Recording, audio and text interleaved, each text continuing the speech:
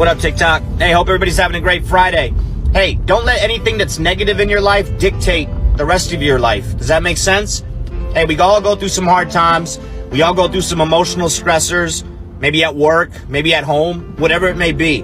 Don't let that dictate who you are and how you react to the rest of the things that life throws at you. Does that make sense? Like if you're feeling pissed off and angry all morning or all day, you're going to take that energy and you're going to present it to everybody else that surrounds you, your loved ones, your soldiers, whoever it may be. You're going to use that negative energy and it's just going to make everything worse. Try to be positive. Pick something positive in life that's going really well. Use that positive energy and let that dictate the rest of your day. We can harp on the negatives. We can harp on the bad things that are going on in life. It's not going to help us. It's not going to help us move forward. Stay strong, keep pushing, drive on. Happy Friday. What's up, Trash Talkers? Hitting you up this morning with a special promo on how to dress when you are doing PT in civilians, but you want everybody to know you're an Army.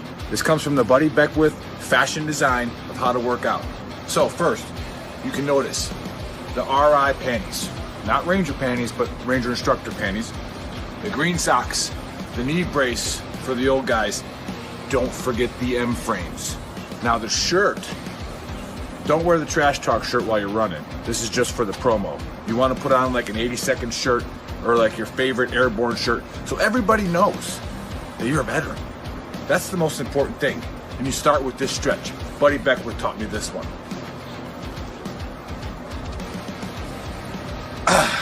Ready to go. So, I'm walking out of the gas station and my co-worker, who's an old MP, but we still claim him, and has engaged the man in conversation. Not much for conversation with strangers, but he's got the tab. So, as I walk by, I say airborne, and the man responds with, and I quote, "Hoorah." So, after I instructed my co-worker to slash every single tire before he put the car in gear, I looked for the biggest rock. As I crow hop to throw it through his back window so he can stop posing as one of us, I actually wake up and realize that the man's ignorance had incapacitated me for a moment, and I was daydreaming. I mean, because in that moment you got two options. I chose the third option and said, "Incorrect. That's an incorrect response." And I kept walking. The man said nothing and he pulled away. So you tell me, what is it, a stolen valor thing? No Marine's gonna have an airborne tab, and no paratrooper's gonna say hidden hoorah.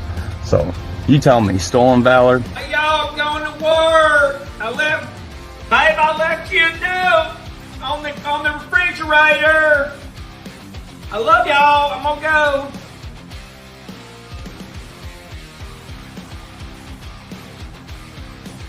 Hey, go get dressed. Get ready for school. You're doing great. I was tooling around, tooling along. Shit! Bad guys! Stop!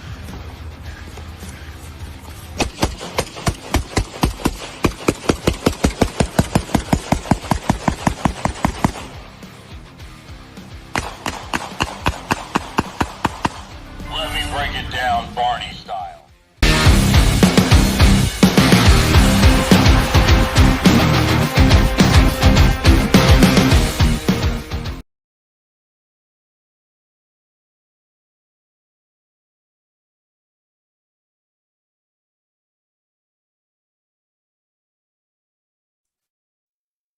Today's show is brought to you by the Farkas Group at the Veterans Mortgage Source. Are you looking for a team you can trust for your mortgage needs? The Farkas Group is our trusted partner on the podcast. I serve with Zach, and he will definitely give you the best rate possible. Their goal is to educate veterans across the country on their earned VA home loan benefit. If you're looking to purchase or refinance your home, reach out to these guys for competitive rates or any information you may need on obtaining a VA mortgage for your property. They are licensed in multiple states. If they are not licensed in the state that you live in, they will still give you the advice that you need and the rates you should be looking for. We are back. What's going on, Gruntworks community? What is up, Trash Talk community? Welcome to episode 58 of the Trash Talk Hour. Shout out to our sponsor, Zach Farkas with the Veterans Mortgage Source. If you're into buying a home, you need a VA loan, hit them up. And 10th Mountain Whiskey, all right?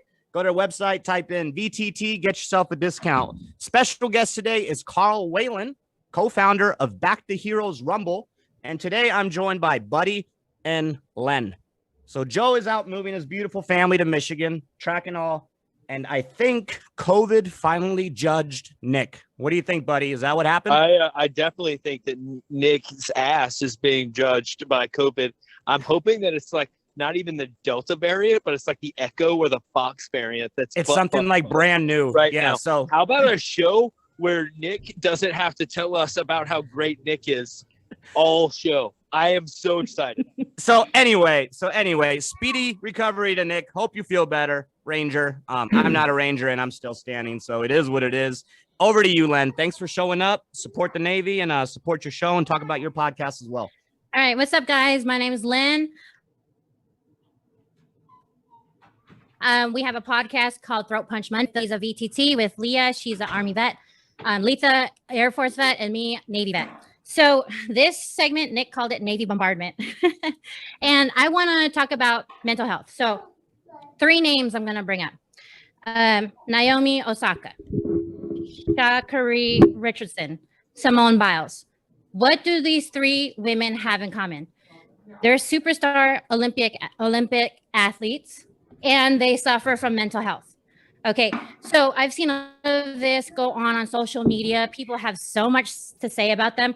Naomi, she's an introvert. Like, she didn't want to be in front of the cameras, but they were bullying her to get in front of the cameras to talk about whatever it was. So she couldn't do it. And so she withdrew from the French Open.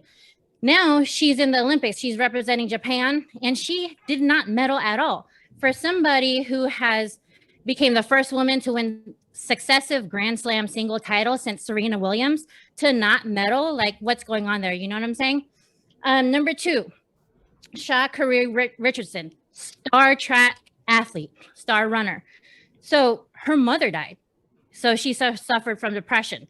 So her way to combat that was to smoke weed. Okay, weed is federally illegal. It sucks. So she got disqualified from the Olympics from that, or just sat down. So I don't know if she's going to be running or not. But the controversy about that is that it's not performance. It's not a performance drug. It wasn't steroids or anything. It was weed. Like, she's not going to smoke weed and then run, you know, and then, No. you know what I'm saying? Like, but the people argued that it is because it helps you recover. Okay, it helps you recover. Fine. It also helped her with her mental health. Now, our superstar gymnast, Simone Biles. People have so much to say to her, saying she should suck it up, suck it up, suck it up. First of all, she's suffering what they call twisties. So in gymnastics, twisties means that your mind is not connecting with your body. And that is super dangerous, especially in gymnastics. She could fuck around and like snap her neck and become a paraplegic. Number 2, I mean, if you guys know about Larry Nassar, he is a convicted sexual rapist, like a sexual assault. And he was the physician. He was a doctor for USA Gymnastics team. And he had assaulted hundreds of girls and women. And so Simone Biles is one of those. So she suffers pretty much a traumatic experience during the Olympics. So for her to even try to get on those uneven bars and then try to like focus from after suffering sexual assault from this guy, you know what I'm saying? Like, who are you to say, suck it up? And then last and finally, for anybody, like, are you going to go tell a veteran or active duty who's suffering from mental health to suck it up? You're not. And if you are, you're part of the problem. And that's why we're here, VTT, to prevent 22 a day. So this mental health awareness is super, super important. And so people who are telling these star athletes to suck it up and go do it, you need to sit down. That's what I have to say. Boom. Damn, Len, you brought the heat. Period. 100%. Period. I consider all those ladies warriors. And then if you don't know the backstory, you just know what the media shows you and what the media says Exactly. about them. and then you form your own opinion based off your Facebook knowledge and what your Facebook warriors are talking about. So yeah, Right. I 100% agree with you on all that. Phenomenal. Hey, thanks for that, Len. That was great. For sure. Buddy, what do you got? So to add to what Len said is here's the thing. They're athletes. They don't owe you a fucking thing. Like, okay, so Simone doesn't feel like going on the floor to do her routine. Who fucking cares? That has nothing to do with you. It does. You know what I mean? You're not in the if we lose a gold medal, does it matter to you in your real life ever? Yeah, go compete. Go compete if it matters to you. Like, yeah, you go if do it's that that shit. big a deal, then you start at like 3 years old tumbling, and then at 6 years old, like doing all of the sacrificing, everything that you've had to sacrifice in order to achieve, to be where she's at. If she's able to, if there's a, do you really think that Simone Biles doesn't want to like win a gold medal in the Olympics? Do you think that she wants to just be like, oh, well, I'm having some mental issues, and that's a cop out?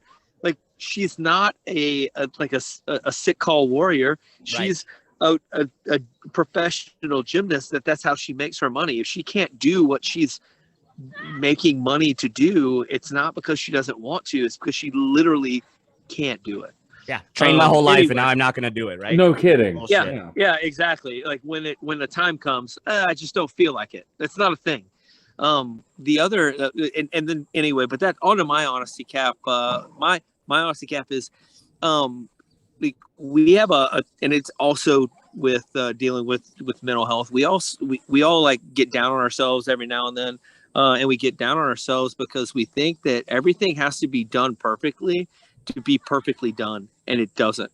Like, you have to show up and you have to put in an effort for yourself and for your family and for your friends. But like, the thing, we make up shit in our head how we want things to go, and how we envision them, and how we fantasize for like our homecoming from a deployment, or like we're having a family outing, or we're having all of our friends over, how we think that it should go.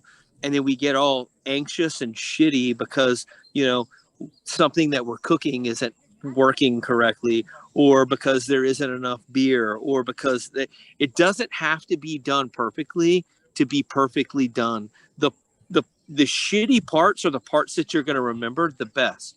Like when you were in the military, the things that were a challenge were the things that you remember as like the times where you came together, you got shit done, and like, also known as the suck.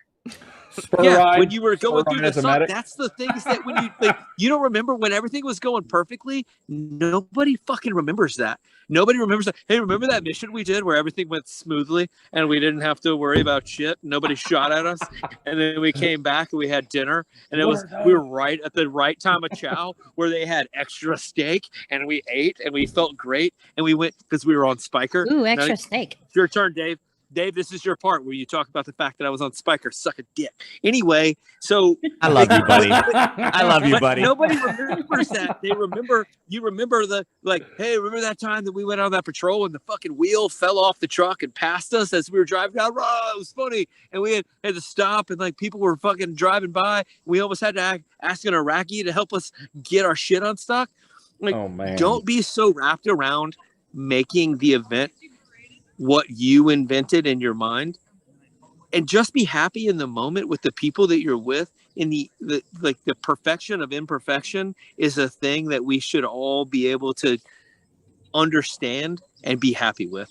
Anyway, that's all I got. Buddy, that was solid. And what I'll take from that is, and a lot of people need to do this. You need to stop focusing on the outcome with whatever the fuck you do. People focus way too much on the outcome of whatever they do, and they're focused about other people's opinions, whether it works out or it doesn't. And when you focus on the outcome, you're not focusing on yourself. Like, if you give it your ball, you give it your best. If it doesn't work out, it doesn't work out. But now you're worried about what other people think. But I could go on and on about that. But stop focusing on the fucking outcome. Anyhow, buddy. True. You gonna introduce our guest? Also, so today's guest, Carl Whalen. Carl Whalen started a nonprofit organization. What is it? Good God, I literally just read it, and it's get it together, buddy. I am trying so hard, but I'm on the river. I haven't eaten because my girlfriend forgot our food, and I've had a lot of drinks. I have had a lot of drinks. Anyway, it's Heroes Backdoor Rumble. Buddies being buddy. It's Heroes Rumble. It What is is it Back called? the Heroes Rumble. Back the Heroes Rumble. So it's definitely not Heroes Backdoor Rumble, and that's what was in my head. And that's wrong. That's what Nick's doing right now. Completely That's what different. Nick's doing right You now. got to do on your free time a little bit more often. That deals I with don't a lot know of about all that. Anyway, so Carl runs a nonprofit organization out of Ohio that represents military firefighters and police officers that have died in the line of duty. And what I thought was awesome about your company, by the way, Carl, was that your mission statement is that you don't want to be another company that just gives money and then disappears. You want to be a company that actually creates a network so that those families and those people can get together and deal with their shit with each other, because they, just like, we deal with a lot of Gold Star families, which is, the same group that you deal with, that they can deal with, they know what each other's going through. Like, I don't know what a person that just lost their father's going through, because my dad's still alive. Anyway, I thought that was a super awesome part of reading your company's bio. So go ahead and tell us, Carl, like what your company does and what you guys are about. Thank you again. I really appreciate it. So Buddy, Dave, Len, VTT crew, I want to let you guys know, first off, thank you for allowing us at Back the Heroes Rumble to come on and speak about our cause to your members. So I'll just get to the short and skinny of it. In 2019, there was a local Claremont County, as the county I live in, sheriff deputy that was killed in the line of duty. And I had never been to a car show, never organized an event, didn't know this family at all personally. And I was on a Facebook page that was for our school's parents, for locally, for them to interact with the community. And I suggested, hey, I heard so-and-so's kid loves cars, and apparently this deputy had a Mustang, so we decided to put on a car show. We're a very successful event. In 30 days, we put it together and had the show on a cold, rainy, drizzly March day, and we had almost 500 show vehicles there. We had raised over $16,000 for this family. And the very people I was surrounded with that helped me put the event together, because again, I had no clue what I was doing. It was an idea that I had. These people helped me put this event together, and they also helped me kind of learn quickly. I had to learn very quickly on the fly how to put the show together. And my wife and I decided we would start a nonprofit continuing to serve fallen hero families. But we didn't want it to just be law enforcement. We realized there was a need for firefighters. There was a need for military families. And we alternate every year. Now, the other reason why I started this nonprofit, which goes directly in line with the conversations had here in Veterans Trash Talk, is post-traumatic stress disorder. I, as a medic, suffer from survivor's guilt. I also hated seeing other men and women who would come back. There was one guy that I remember very vividly on our joint security station in Gozalia district. Mortar fire came in, and he had just left the tower from Tower Guard, and he was getting ready to mount up and go on QRF, and mortar fire hit our JSS, and the round didn't hit him. It hit the ground and shot rocks up at him, hitting him, concussing him, dying en route to Balad. And knowing that I was literally only feet away from where that happened, because we were in one of the Saddam summer houses, we were in that enclosed area. You know what a JSS is. It's pretty small. The fact that it wasn't me or anybody else, is a miracle in of itself. But to witness that this man just got back from leave, getting married, had kids, had a newborn baby that was just born shortly prior to our deployment, and to see him go, I felt, like, why couldn't it have been me? I didn't have a wife. Why did it have to be him? We saw the other dead individuals through various missions that we had, where we went in after SF had cleared for HVTs, and there was dead bodies in the ground, and the women are going hysterical, and we're going in there during the day trying to calm them down. And of course they look at us like we're the problem because what just happened were people dressed similarly to us. And all of that just ensued. You know, one of the people that we found lying there dead in cold blood was a 7-year-old boy, and he jumped in front of the HVT because he was his father. And that hit me really hard, being a dad myself, who at the time the child was 4 years old. And I knew I wanted to do something to lull those demons. And this nonprofit, because infinite wisdom in the VA, I'm IU for post-traumatic stress. And so I decided I couldn't sit here and do nothing. And so we started a nonprofit, my wife and I did, and then it's evolved from just not just having a car show every year, but also providing and trying to prevent preventable loss of life in the line of duty for police and firefighters. Now, while our car show does serve all three entities, the reason we don't focus heavily on military for emergency needs and things like that is we don't want to reinvent the wheel. We don't want to do something that several other organizations that are doing really well, like USA Cares, you know, Operation Homefront, those organizations, and then Homes for Our Troops, they are already doing way more than we could even catch up to do. So there's no point taken from that. Well, I don't want to interrupt you, but I'm going to. I think that you should never feel guilty or bad about not involving all of the organizations that provide service. Like, if you only did police officers, that would be awesome. If you only did firefighters, that would be awesome to add. But you're right, there are several other organizations that do that, and you're just like, they've got the help. You know, people talk about like cops as if they're not deployed 365 days a year. They're doing what we did for 6 months or a year at a time. They're in for 20 years, 25 years, 30 years until they retire. Like, and they're in just as much combat every single day as we were in the military while we were deployed. But then we got to come home and then not be deployed for what we were sitting on our base. We didn't have to worry about, like, in fact, not only did we not have to worry about it, we didn't like we were bitching about cops giving us tickets and being dicks and not letting us do what we wanted to do. So you should never feel like you would need to apologize for not focusing on the military. Right. Mm-hmm. Well, and absolutely. And like I said, I'd rather find our resources to make the biggest impact. And if that means we limit our impact to specific people, that just means greater good for those individuals. And there's really, there's always other smaller organizations or very mission-focused oriented missions for these police, for these firefighters that you see at other organizations. Rarely do you see it where we're doing something to remember the fallen, give them a network of support with the community and other fallen hero families, and let's try to stop as many of those people from dying as possible, like you guys are with suicide, with the veteran community and beyond, like Save a Warrior Foundation is trying to do for not only military, and first responders.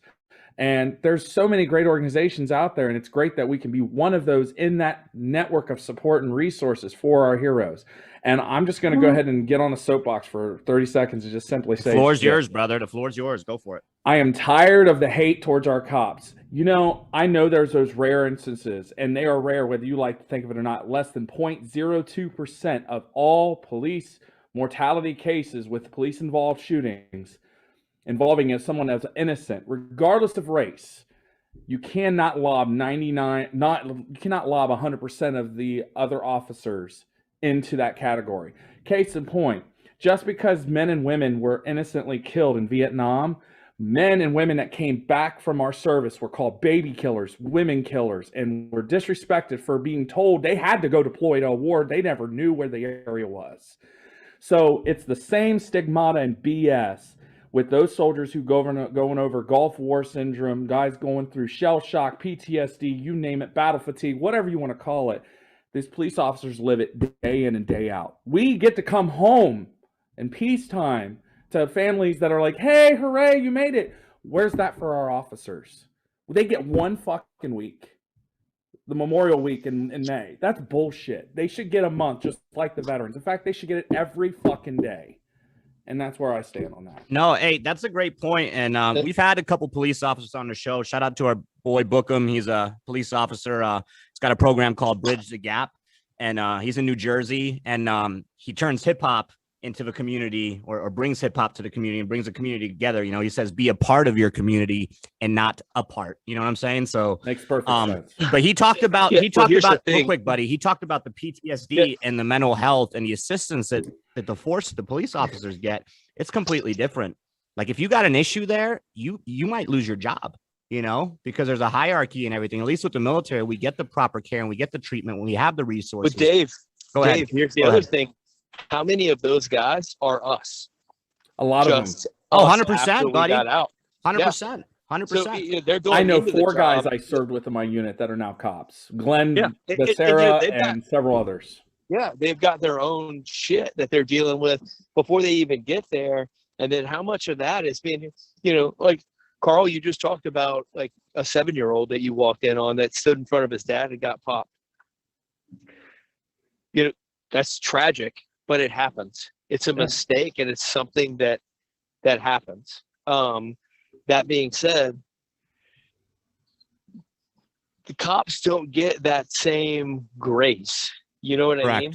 Correct. They're out there doing a job that, honestly, you know, if the world was a perfect place, they wouldn't have to do, because people would just treat each other well, and they wouldn't have to worry about laws. They wouldn't have, but the world's not perfect.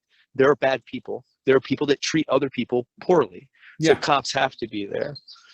Like, they should be given, like, if the same cop is going out and beating the shit out of people, or using his privilege, or just like any other, like an NCO that uses his position for personal gain or for personal safety, you know, we would be like, that person would be out of job, right? Well, there are cops that, maybe there are some that do that, but not all of them do that. And in fact, the majority of them don't do that. So why should we treat all NCOs shitty because there's a couple bad ones? Why should we treat all cops shitty because there's a couple bad ones? They should be given at least a little bit of leeway. I think they're trying to get rid of their bad ones also. But what we're doing is chasing really good candidates away from that line of work because of the way that we treat the good ones now. We're chasing other good ones away. They're like, I'm not going to deal with that bullshit. Right. Why would I? So the only ones that are going there are the ones that are going to do the bad things. It's a self-licking ice cream cone and a self-fulfilling prophecy that there are shitty cops because we continue to fill with shitty cops. And you know, another thing that really just grinds my gears, I'm going to Peter Griffin this shit, okay? It's when somebody calls somebody who supports law enforcement a bootlicker. I'm sorry, but you must lick boots to be that dumb. To think that people supporting their law enforcement that are there to protect you, the very people you're probably insulting or you're going to call on for help when you need them, they're the very individuals that go out there and insult people for supporting them, are the ones that are out there, they get their ass handed to them, and they're calling, call the police, call the police. You really, and they'll, guess what? They'll still show up for you. Why? Because they're selfless. All of the officers are selfless of what they do. And if you have a problem with the system, instead of trying to defund it, why don't you join it and fix it yourself? That's my call to anybody that wants to sit there and disrespect law enforcement. Yeah, agree. It's a tough situation. And then not to mention, you know, the media kind of blows up the incidences that occur, you know, and there are bad apples. There are some really horrible cases that have occurred, like where people have died, and, you know, that should have never happened. You know, like you look at a situation, other officers would have handled it differently. But then again, that goes back to the mental health as well. What if that officer was too scared to go get help? And now, like we've all said, they're deployed 365 days a year, you know, and he was scared to go get help. And now his mental state is just continuously getting worse and worse and worse. He doesn't want to go to his supervisor and tell him, hey, I'm fucked up in the head, because he's going to lose his job. He's going to lose all his money. You know, he can't support his family anymore. So it all goes back to mental health. And I think in a lot of those situations, and the police need to figure that shit out, because from what I've heard, it's horrible. Like you go there, you're almost done, you know? Yeah, you don't now. I'll be honest with you. When I was in the military, I was facing med boarding just because of my PTSD, and I was deliberately missing, formation. I was sleeping over PT start time because they had me on, God, man, so many. That's the other problem too. In the military, they give you so many medications, you don't even know what to do. You're as a medic, you're forced to take it or get an Article 15 because you're a medical personnel. If you're prescribed something, you have to take it. What about those ones that advocate autonomy for their care? I understand the whole process of you're kind of government property, but you're still a sentient being. You're not like a robot government property. You have to be able to advocate for your own health care. And I hope the military's changed on that. I haven't been in since 2011, so I don't know. Maybe you could shed some light on that, Dave. I mean, in regards a little bit, I think we're doing a better job of not prescribing cures to mental health, but we're still kind of there. I think we have a long way to go. I think, yeah, Buddy's correct. I think the stigma has 100% changed, at least from my perspective. I remember coming up in the infantry, in 2003, 2004. And you went to sick call, you were a shitbag, everything was okay. You came back from deployment and you filled out your PHA and it was like, oh no, I don't have nightmares, meanwhile you're waking up in the middle of the night screaming or, Yeah, don't say anything about it. Like, did I get blown up? Nope. Don't say it because you won't be able to go on the next deployment. Yeah. Did you see dead bodies? How does that make you feel? But they're going to hand you a rubber ducky. Yeah. But as I've progressed in my military career, like Buddy just said, I think the stigma is changing. And there's a lot of leaders within the military, including myself. I'm a first sergeant. I tell my guys, hey, if you need to go to mental health, go to mental health. Like there is absolutely nothing wrong with that. All right. And I think there's a culture shift compared to the old school. And a lot of people that are listening right now or watching that are old school are like, man, you got to be tough all the time. No, mental health is a serious issue, and it needs to be addressed. Well, that's the thing, though. Yeah. That's the thing is that you do have to be tough all the time. I have no idea what you're saying, buddy. You do have to be You're breaking up. I was saying that you're right in the fact that the thing that hasn't changed is you do have to be tough all the time, right? But what's more tough? Is it more tough to sit at your house, drink your fucking shit away and rot? Or is it more tough to go get help? Is it more tough to stand at your peers and be like, hey man, look, like I need to take a knee for a second so that I can be there like here in the long run? Like I would say admit to you that it's more tough to actually admit that you have an issue that you need to go get seen for, and then to stand up for yourself and be your own best advocate during your treatment is to sit back and just allow yourself to be up and then tossed aside. That's all I got. No, and I heard every bit of what you said, and you're right. Absolutely. Autonomy and self-advocating. Absolutely. And just my way of finishing up on this topic for me is I see my doctor for mental health once a month on average. But when I have a really rough time or something tragic occurs and something, I'll see him as often as every week or every 2 weeks, as often as he can see me. And I'll tell him like, look, man, I'm going to need a little more sessions right now just because I'm in a really bad place. I need help. And he'll accommodate. And the VA didn't used to have the staffing and needs for them to do that. And they're getting better, at least on my side. We lack the resources. We 100% lack the resources. Right. Yeah. Well, we also staffed it. We staffed the VA at least at one point with people that weren't veterans. We got mental health professionals to come talk to us that didn't, like, they have no point of reference for what they're talking about or what they're trying to treat us for, right? You can't talk to somebody about, rebuilding a transmission if you've never even been in a car. You know what I mean? Yeah, we have a that's bunch right. of, and God help them. They wanted to help, right? But they just. Oh, buddy, we're losing Buddy. Yeah. Well, I want to chime in on that. Go ahead, Len. And that's what we say on the show, right? We're our best advocates. Those people will listen, and they will. So I just wanted to say, like, when I first got out of active duty, it was back in 2010, and there was no PTSD clinic or MST clinic. Now that I go back to the VA, there is a PTSD clinic and MST clinic, which was never heard of. They didn't even have women's services back then. So now it's getting much, much better. But like everyone is saying, like, it does take a lot for you to even say, I need help. Even when you're active duty, we're so trained to just, be strong and keep marching. And that's so hard for you to say, no, yes, I'm hurt. Or even just to go in and say, yes, my ankle's hurt, because you're going to keep running. Like, you're going to keep going, you're going to keep marching and do what you need to do, when really you need to go get that help, and what Waylon's been saying, you need to be your self-advocate. And that's like number one, because nobody else knows you the way you know you. That's a great point. And we preach that at VTT all the time. Like, we'll provide resources for you. We'll, organizations that you can go to get help, but change starts within. There is literally only so much we can do. You have to take that first step and say, hey, I need help. I'm going to help myself. Well, hey, here's the resources. But if you just want to wither away and just drink yourself, to death and just pop pills the entire time and not want that change, we can't do anything. Yeah, well, and hopefully you guys can hear me a little bit better now. Much better, buddy. High ground. Much anyway, the other thing I was trying to say is that we are on. First of all, we're our own best advocates, right?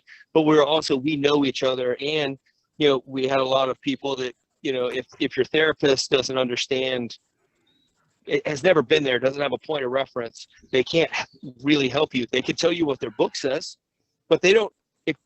My big thing was always like, okay, you're talking about war. You're talking about, tell me what Iraq smells like. Tell me what Afghanistan smells like. Tell me what Yemen smells like. Tell me what all these places smell like. If you could fucking tell me what they smell like, then I'll listen to you and we can have a talk. But if you've never fucking been there and you can't tell me what it smells like, shit creek. I don't want to fucking hear your bullshit, because you're just reading out of a book. Right. And you don't understand what you're talking about. Exactly. Now we are getting to a point, hopefully, where we are hiring therapists that have been in the military, and now and we need to push people towards that.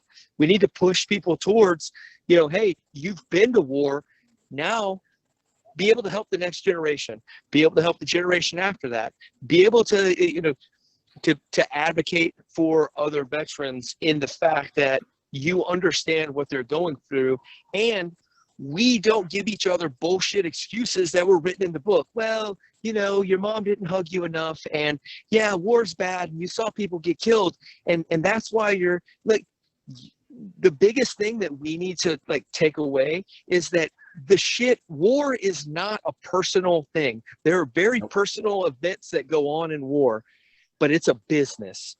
You're there to kill motherfuckers, and motherfuckers are there to kill you. They're not trying to kill Master Sergeant Beckwith.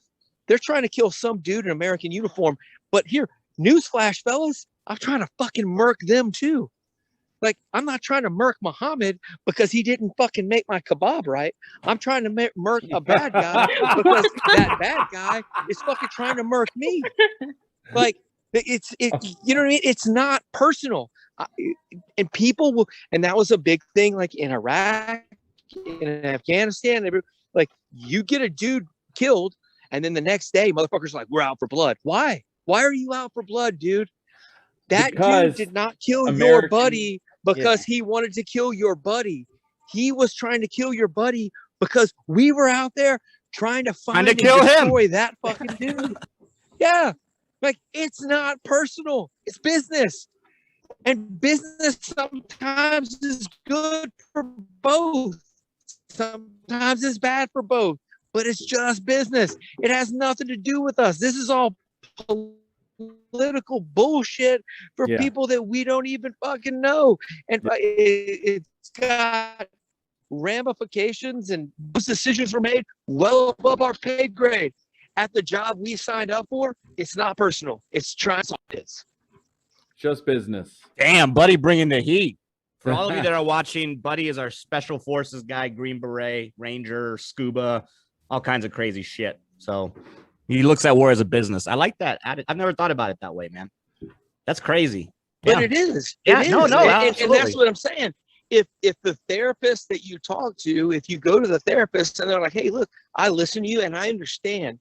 And we're going to have to go from point A where you're guilty, like you feel guilty because you couldn't stop things, or you feel guilty because your buddy got killed and you didn't. Because we all feel those, like, man, I should have been there. I had so much less to live for than he did. We've all been there. We've all got stories. We've all got those people that, man, he was such a good dude. Man, he had kids. Man, he had a wife. He had this, that, and the other. Why couldn't, like, I was just a single dude. I shouldn't have come back, right? Well, that's not in the business model. You know what I mean? Like, they don't give a fuck who is, like, the business model doesn't care what you've got at home. They don't.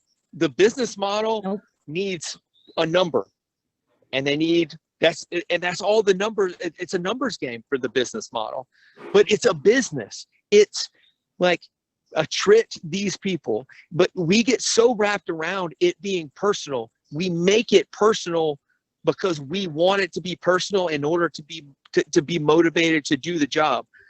And because we make it personal, we have so much baggage that we have to try to deal with that we invent. But if we had if the therapist had been there and understood that whole thing, then they can get you from point A where you're guilty to point B where you're like, look, it's shitty. It is fucking shitty that Dan Woodcock had to die. It's shitty. I fucking hate it. When you're out in the field, it's business. But then when you come home, you bring all that stuff with you. Like you said, it's baggage. So like troops, they're more likely to die by suicide than they are to die out there, which is fucked up, right? And so going back to Waylon's business, talking about law enforcement officers, the same for law enforcement officers. They're here day in, day out, and they're more likely to die by their own hand than out there in the field, which is super messed up. And so that's why that mental health has we got to take it seriously. You know what I'm saying? Because you're going out there day in, day out. And if you're out there and you're deployed and then you come home, you see those images again, or you get triggered and that stuff gets brought up, and then you go down that spiral. So again, I mean, you got to be your own advocate.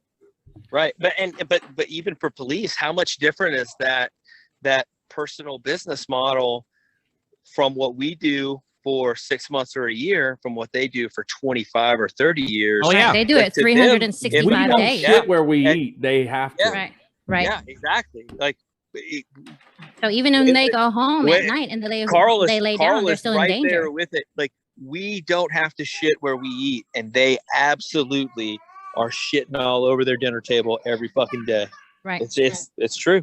And let's not forget what type, depending on what cities they're working in, they're seeing more combat than soldiers are in combat. Iraq. Yeah.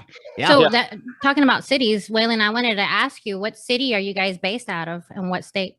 So we're east side of Cincinnati. Cincinnati, if you guys know a lot of the major cities, you could technically still be under that city name, but you're a zip code about 15 miles east. Okay. And so we're east of Cincinnati, but we're still listed as a Cincinnati address. And Cincinnati is a really interesting town, or city, I should say. So tell us more about those events. Is it in Cincinnati? Where do you hold these events? And is it car shows you said that you do, or what type of events is it really? So annually, we put on a car show to honor fallen heroes through police, fire, military. And that's in Cincinnati? And that is east side of Cincinnati. It's actually in a town called Batavia, which is a suburb separate of Cincinnati. And it's a giant park, like 30, 40 acre park. And what kind of cars is it? Is it classic cars or? Everything you could think of. Anything from old classics and as old as 1908 Ford Model T all the way up to next gen Challenger, Charger, C8 Corvette, everything between, including motorcycles. So in order to put this big old event and make it happen, do you guys have sponsors for that? Or do you have to get the city involved?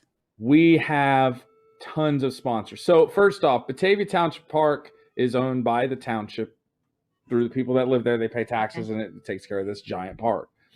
They donated us to lease the entire park for no pennies out of our pocket for our organization. Very nice. Very nice. And that's normally great. this would be several thousand probably to do, and they donate the whole use of it. So we use all of the grassy space for the show field, and then we use all of the paved space for spectator parking, vendors, all that.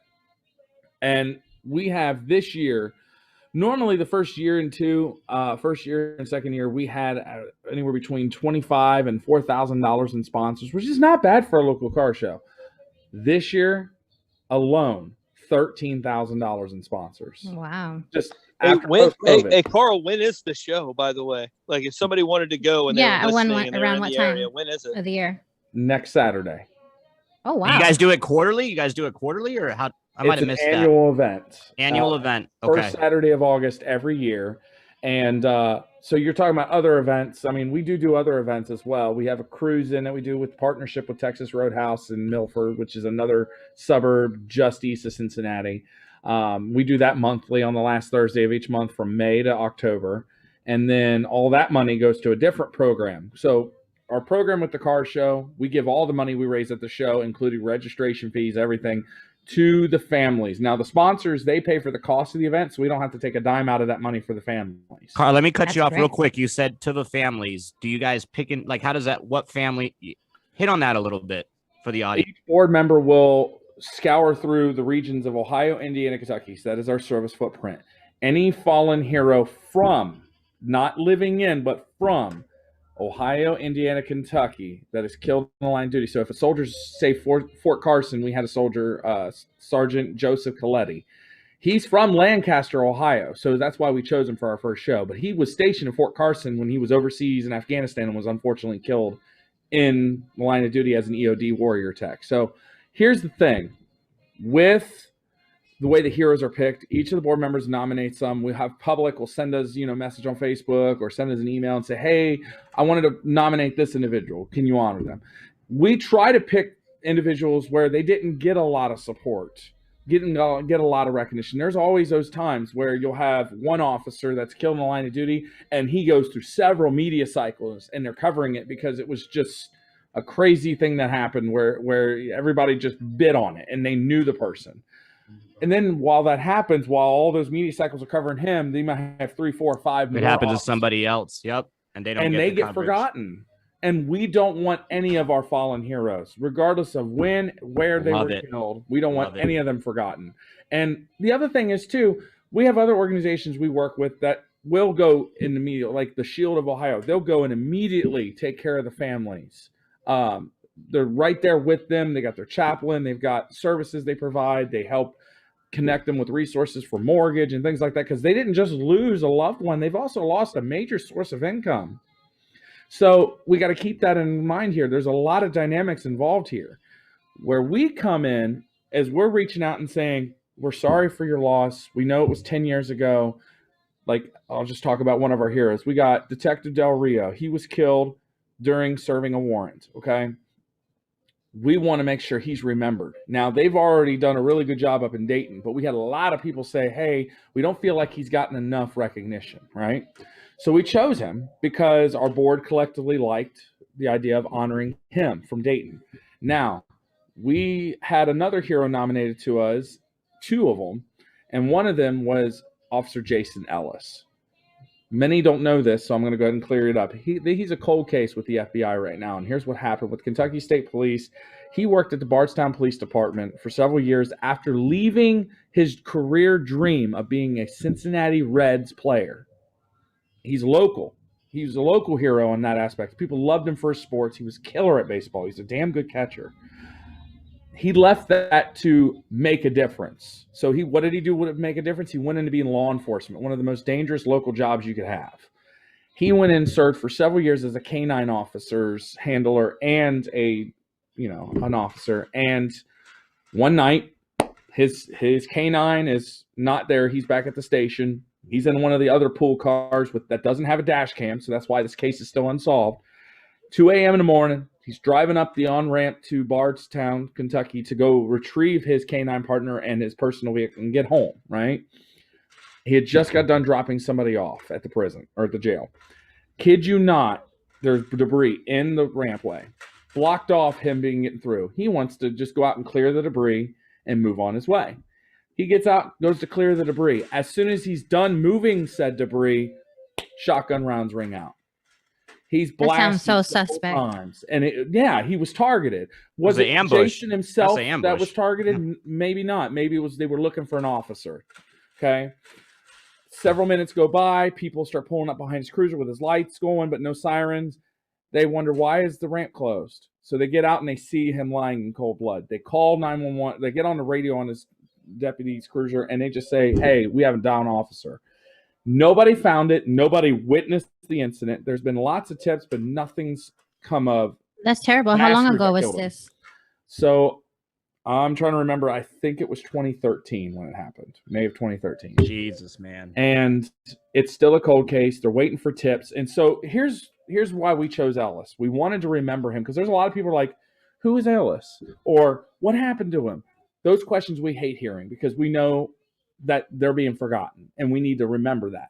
But moreover, It's not going to bring him back. We know that. But the family deserves closure.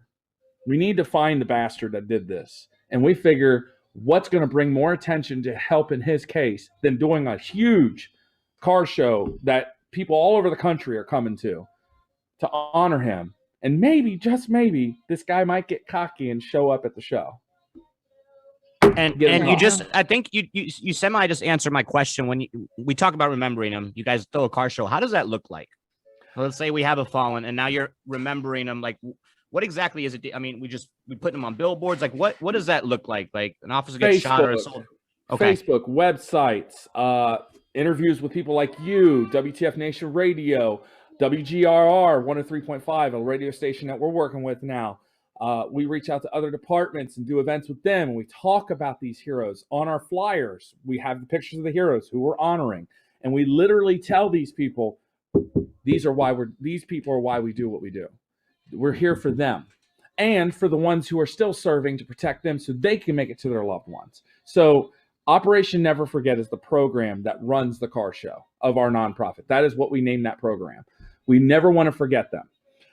All the proceeds go to the families at the end of the show in a check. We present the check to them. I mean, I even got this really artsy like you guys form. bring them up on stage and then present them the big old check. Yeah, we got this big old thing.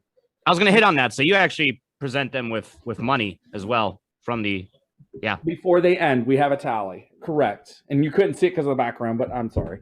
So the vendors also, so when they, like the vendors, when they sell things or their food and stuff, does that money go to y'all or is that their profit? So their $100 vending fee covers the operational cost for the event. Okay. And if they want to donate anything on top of that from sales at the event, that will go to the families. Correct. And for our viewers and listeners and everybody that's going to be watching this later on, where can they donate to your organization? Because you are a nonprofit. So like if somebody wants to donate to your organization, your website, put out some plugs so everybody knows. Because I think, dude, it's amazing what you guys are doing.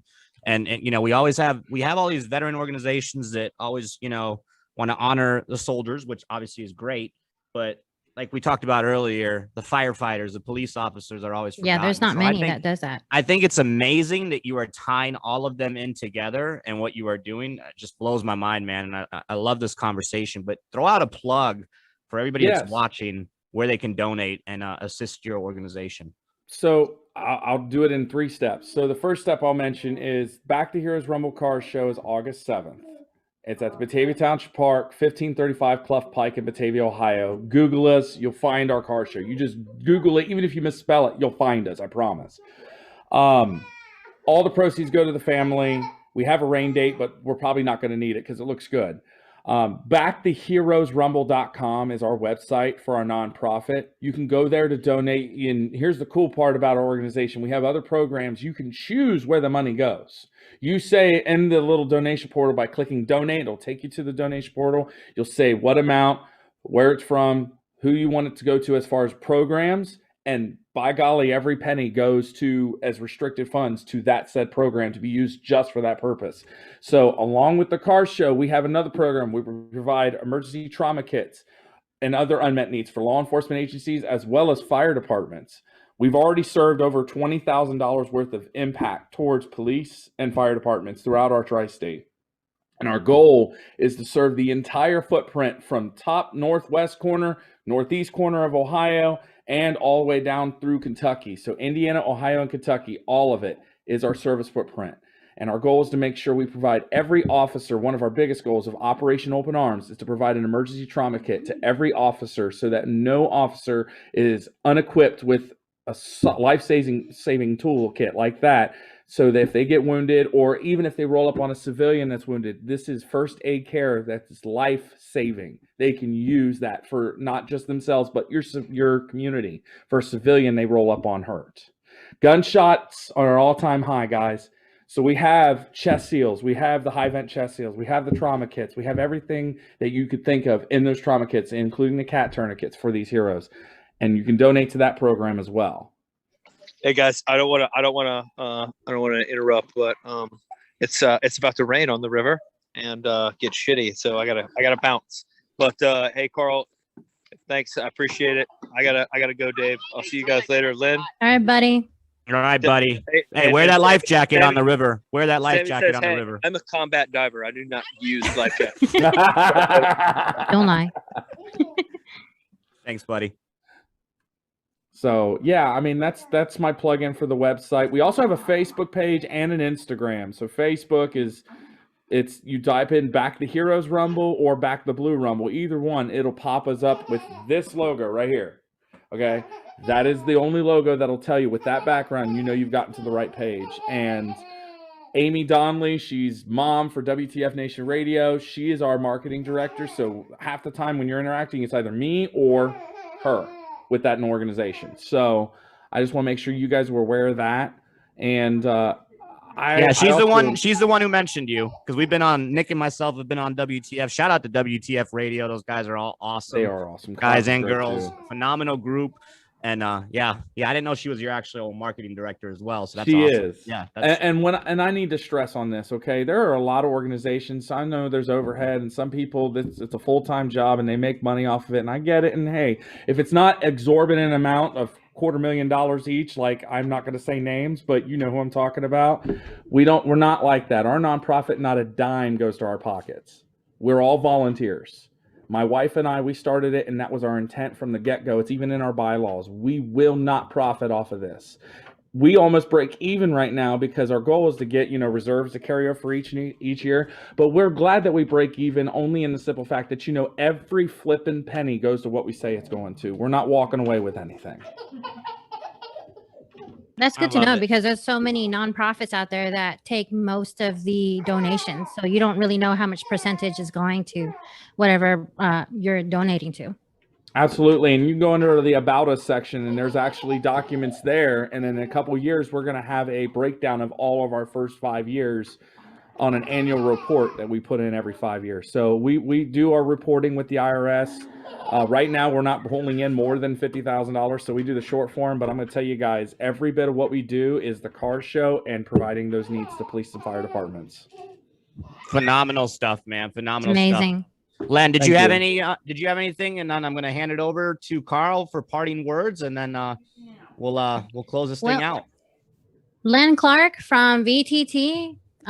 Tune into our show Throat Punch Mondays with Letha and Leah.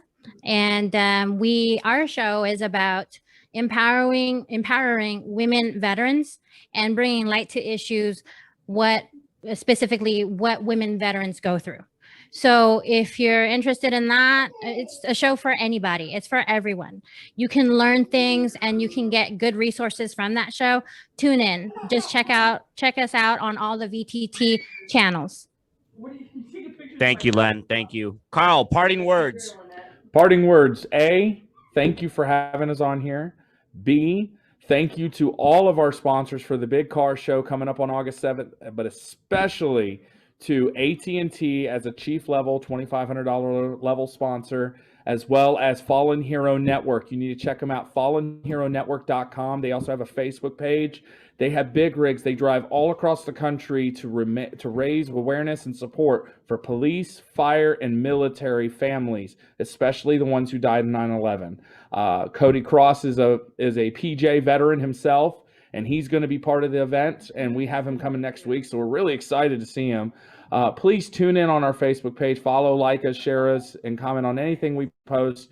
And please do not be afraid. Reach out, shake a hand of a law enforcement officer. These men are just like soldiers, but with blue uniforms. They're here for us on every waking moment that we need them. And let's quit politicizing it. These guys deserve the reverence and respect they deserve. The ones who do good. Carl, hey, phenomenal stuff. Hey, really appreciate you coming on. I can just tell. Thank you so much. I've said this to several guests, and you're going to be one of them as well. I can just tell by the way you carry yourself, but by the way you talk about it, that you are very passionate about your organization, that you are 100% real. You know, this is you are doing this for a greater cause, and people that do that, you know, I have nothing but love and mad respect for them, because I know it's a hustle too. I mean, you're organizing a lot of stuff, you know, and to put up these shows and just like all the logistics that comes with it, the phone calls that have to be made, you know, it's a full-time gig. So we really appreciate you. We're going to make sure to plug all your stuff as well. Okay. So we're going to be putting it on Facebook. And then anytime you have a big event, just hit us up and we'll plug it for you as well. All right. So thanks again for coming on. Shout out to Gruntworks. Shout out to Veteran Trash Talk. Thanks everybody for tuning in, and everybody that's going to be listening later on Spotify, Apple Music, all those good things. Go check out veterantrashtalk.com. All right. Woo, dogs, huh? Yeah. I one last Who let thing the dogs out? Those are my Aussies. my last thing I want to say, and if any of them are tuning in or anybody that watches it, if you served with me or even if you didn't, thank you for your service, but more importantly to the brothers I served with from 5th Squadron, 4th Cavalry Regiment, 2nd Heavy Brigade Combat Team, 1st Infantry Division. They deployed with me to Iraq. You guys are always family. I love you guys, and stay safe. Amen, Carl. Again, everybody that's watching, check out veterantrashtalk.com. That's our website. It has all the plugs to our links, to our store, everything. We have some amazing teas that we sell. Okay, remember, part of our proceeds go to Stop Soldier Suicide, who we're connected with. Everybody have a great Saturday. We'll talk to you later. Thanks again, brother. Thank you.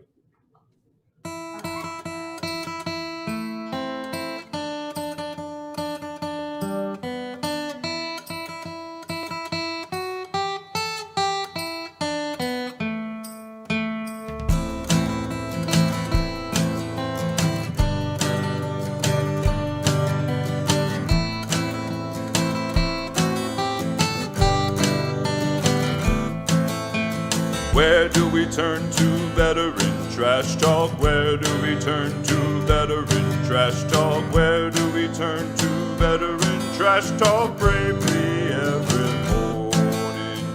Bad days, good days, up we rises. Bad days, good days, up we rises. Bad days, good days, up we rises. Bravely every morning. One day I'm okay, next day darkness. One day I'm okay, next day darkness. One day I'm okay, next day darkness. Bravely every morning. Bad days, good days, up we rises. Bad days, good days, up we rises. Bad days, good days, up we rises. Bravely every morning. Past is the past, so be forgiven. The past is the past, so be forgiven. The past is the past, so be forgiven. Bravely every morning. Bad days, good days, up we rises. Bad days, good days, up we rises. Bad days, good days, up we rises. Bravely every morning. Let's fight, don't quit, call that in order. Let's fight, don't quit, call that in order. Let's fight, don't quit, call that in order. Bravely every morning. Bad days, good days, up we rises. Bad days, good days, up we rises. Bad days, good days, up we rises. Bravely every morning. Raise a glass for those we're missing. Raise a glass for those we're missing. Raise a glass for those we're missing. Bravely every morning.